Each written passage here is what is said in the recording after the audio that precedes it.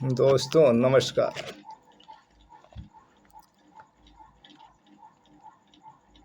छत्रपति शिवाजी भारतीय इतिहास के महापुरुषों में शिवाजी का नाम प्रमुख है। शिवाजी जीवन भर अपने समकालीन शासकों के अन्याय और अत्याचार के विरुद्ध संघर्ष करते रहे। शिवाजी का जन्म अप्रैल सन 1627 ईस्वी को महाराष्ट्र के सिवनेर के किले में हुआ था। इनके पिता का नाम शाहजी और माता का नाम जीजाबाई था। शाहजी पहले अहमदनगर की सेना में सैनिक थे। वहां रहकर शाहजी ने बड़ी उन्नति की और वे प्रमुख सेनापति बन गए। कुछ समय बाद शाहजी ने बीजापुर के सुल्तान के यहाँ नौकरी कर ली। जब शिवाजी लगभग 10 वर्ष के हुए तब उनके पिता शाहजी ने अपना दूसरा विवाह कर लिया। अब शिवाजी अपनी माता के साथ दादाजी कोड़देव के संरक्षण में पूना में रहने लगे। जीजाबाई धार्मिक प्रवृत्ति की महिला थी। उन्होंने बड़ी कुशलता से शिवाजी की शिक्षा दीक्षा का प्रबंध किया। दादाजी कोड़देव की देखरेख में शिवाजी को सैनिक शिक्षा मिली और वे घुड़सवारी, अस्त्रों शस्त्रों के प्रयोग तथा अन्य सैनिक कार्यों में शीघ्र ही निपुण हो गए। वे पढ़ना लिखना तो अधिक नहीं सीख सके, परंतु अपनी माता से रामायण, महाभारत तथा पुराणों की कहानियाँ सुनकर उन्होंने हिंदू धर्म और भारतीय संस्कृति का अच्छा ज्ञान प्राप्त कर लिया। माता ने शिवाजी के मन में देश प्रेम की भावना जागृत की। वे शिवाजी को वीरों की साहसिक कहानियाँ सुनाती थी। बचपन से ही शिवाजी के निडर व्यक्तित्व का निर्माण आरंभ हो गया था। शिवाजी सभी धर्मों के संतों के प्रवचन बड़ी श्रद्धा के साथ सुनते थे। संत रामदास को उन्होंने अपना गुरु बनाया। गुरु पर उनका पूरा विश्वास था और राजनीतिक समस्याओं के समाधान में भी वे अपने गुरु की राय लिया करते थे।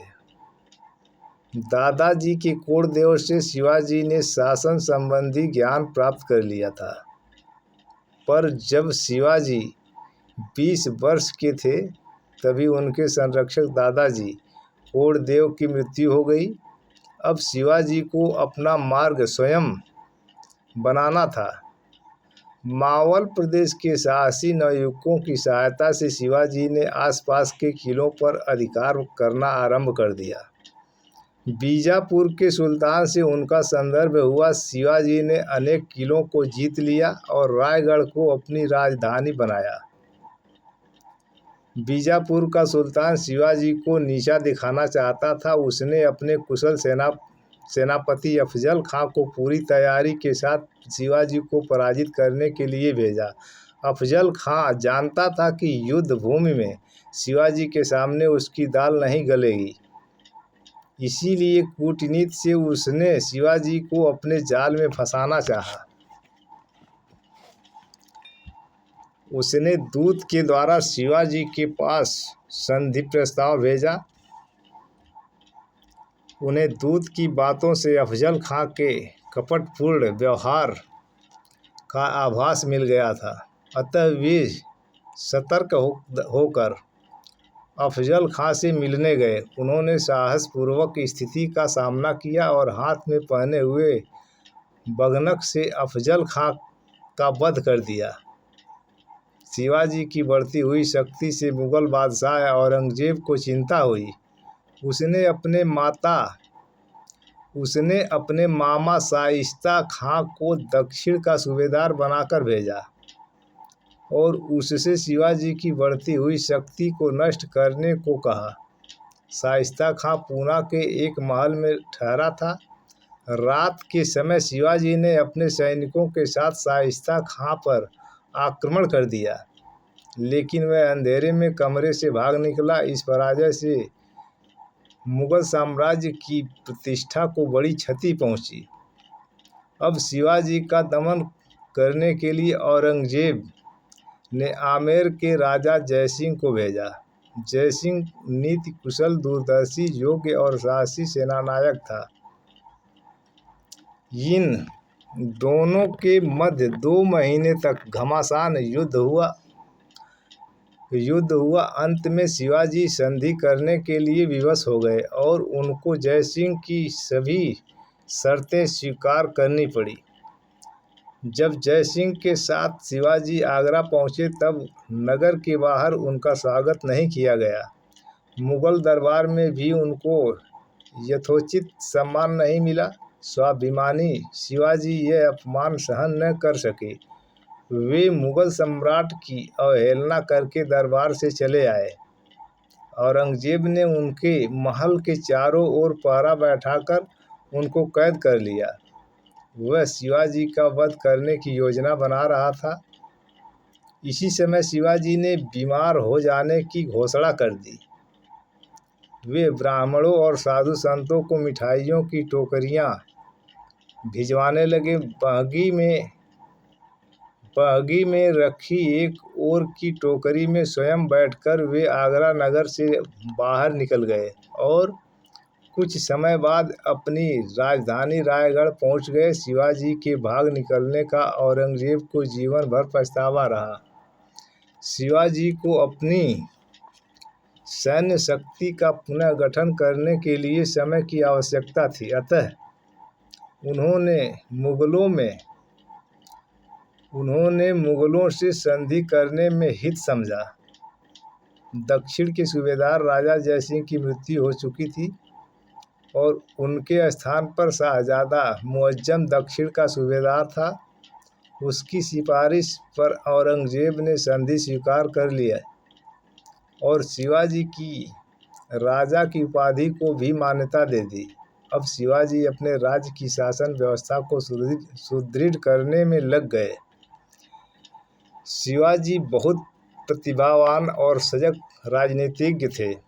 उन्हें अपने सैनिकों की क्षमता और देश की भौगोलिक स्थिति का पूर्ण ज्ञान था, इसलिए उन्होंने दुर्गों के निर्माण और छापामार युद्ध में मुगल सेनाओं की सहायता करके उनको अपना मित्र भी बनाए रखा। उनकी यह नीति उनके युग के लिए नई थी। यद्यपि उनका जीवन एक तूफानी दौर के बीच से गुजर रहा था, पर वे अपने राज्य की शासन व्यवस्था के लिए समय निकाल लेते थे। शिवाजी की ओर से औरंगजेब का मन साफ नहीं था, इसलिए संधि के 2 वर्ष बाद ही फिर संघर्ष आरंभ हो गया। शिवाजी ने अपने वे सब किले फिर जीत लिए जिनको जयसिंह ने उनसे छीन लिया था। उनकी सेना फिर मुगल राज्य में छापा मारने लगी। उन्होंने कोडाना के किले पर आक्रमण करके अधिकार प्राप्त कर लिया और उसका नाम सिंहगढ़ रख दिया। अनेक अन्य किलों पर अधिकार कर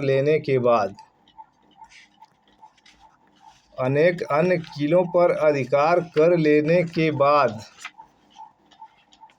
शिवाजी ने सूरत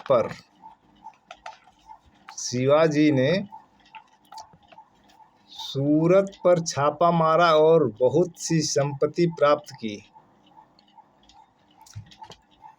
इस प्रकार प्राप्त संपत्ति का कुछ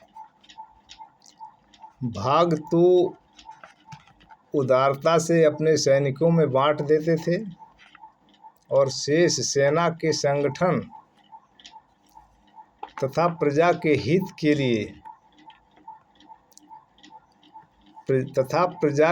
हित के कार्यों में खर्च कर देते थे।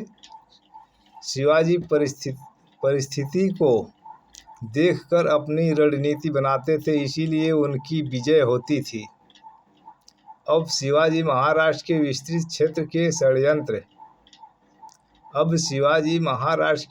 क्षेत्र के स्वतंत्र शासक बन गए और सन 1674 में बड़ी धूमधाम से उनका राज्याभिषेक हुआ। उसी समय उन्होंने छत्रपति की पदवी धारण की। इस अवसर पर उन्होंने बड़ी उदारता से दीन दुखियों को दान दिया। राज्याभिषेक के बाद भी शिवाजी ने अपना विजय अभियान जारी रखा। बीजापुर और कर्नाटक पर आक्रमण करके समुद्र तट के सारे प्रदेशों को अपने अधिकार में कर लिया। शिवाजी ने ही सबसे पहले सुव्यवस्थित ढंग से नौसेना का संगठन किया। शिवाजी महान दूरदर्शी थे और वे यह जानते थे कि भविष्य में देश को नौसेना की भी आवश्यकता होगी। शिवाजी सभी धर्मों का समान आदर करते थे। राज्य के पदों के वितरण में भी कोई भेदभाव नहीं रखते थे। उनके राज्य में स्त्रियों का बड़ा सम्मान किया जाता था। युद्ध में यदि शत्रु पक्ष की कोई महिला उनके अधिकार में आ जाती तो वे उसका सम्मान करते थे और उसे उसके पति अथवा माता पिता के पास पहुंचा देते थे। उनका राज्य धर्मनिरपेक्ष राज्य था। उनके राज्य में हर एक व्यक्ति को धार्मिक स्वतंत्रता थी। अत्याचार के दमन को वे अपना कर्तव्य समझते थे। इसीलिए सेना संगठन को विशेष महत्व देते थे। सैनिकों की सुख सुविधा को वे अपना कर्तव्य समझते थे। इसीलिए सेना संगठन को विशेष महत्व देते थे। सैनिकों की सुख सुविधा का वे विशेष ध्यान रखते थे। शिवाजी के राज्य में अपराधी को दंड अवश्य मिलता था। जब उनका पुत्र संभाजी अमर्यादित व्यवहार करने लगा तो उसे भी शिवाजी के आदेश से बंदी बना लिया गया था। शिवाजी ने एक स्वतंत्र राज्य की स्थापना का महान संकल्प लिया था और इसी लक्ष्य की प्राप्ति के लिए वे आजीवन संघर्ष करते रहे। सच्चे अर्थों में शिवाजी एक महान राष्ट्र निर्माता थे। उन्हीं के पद चिन्हों पर चलकर